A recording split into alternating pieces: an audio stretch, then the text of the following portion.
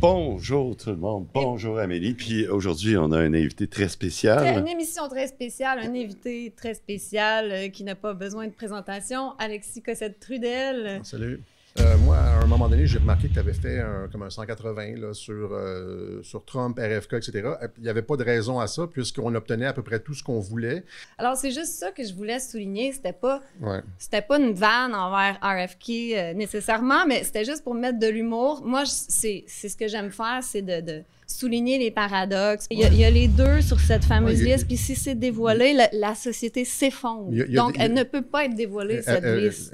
Évidemment qu'elle peut être dévoilée, cette liste. Puis c'est vrai que de la corruption... La société va s'effondrer. Non, la société ne va pas s'effondrer. Parce que toutes les grandes instances sont des pédocriminels. Alors, explique-moi pourquoi ils sont en train d'arrêter, ils sont en train de remonter toute la filière jusqu'à Obama. Là. Le directeur du FBI a été mis en accusation. Puis Stéphane, on dirait qu'il boude. Là. Je boude pas. Est-ce que tu croyais vraiment que je te payais 1000$ par tweet pour faire des tweets contre Sur ça, non. Puis quand j'ai vu, quand j'ai regardé tes tweets de 2024, puis après ça, c'était comme un changement du jour au lendemain. Tu étais devenu black pill as fuck. Tu étais dans l'effet nocebo. Ça sert à rien. Ils sont tous corrompus, etc. Je me dis, le changement est tellement radical. Mais Alexis, c'est dark. Oui, mais j'en reçois moi aussi de la haine. J'en ai été malade. T'es sûr? Je sais qu'il y a un lobby en coulisses au Québec qui travaille sur les influenceurs. Il y a des coups de fil qui se font, puis on essaie de retourner les gens. Puis, comme qui au Québec, tu penses? Ça pourrait me mettre de la merde dans la merde. Je l'ai déjà dit.